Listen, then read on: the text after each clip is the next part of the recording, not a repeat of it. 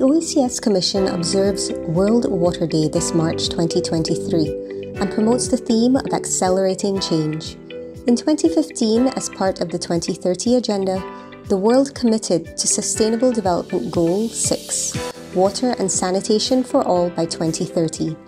Unfortunately, the progress to date has been woefully slow. The Commission recognises the need to accelerate progress in water and sanitation throughout the region and is implementing projects with various partners to enhance water security. Through the EU GCCA Plus programme focused on enhancing climate resilience in CARIFORUM countries, the Commission has partnered with the Caribbean Community Climate Change Centre to implement on-the-ground water investment initiatives in St. Lucia. Students and teachers of the Plainview Combined School, as well as community members within La Retraite, now have a reliable source of water during the dry season and emergency situations.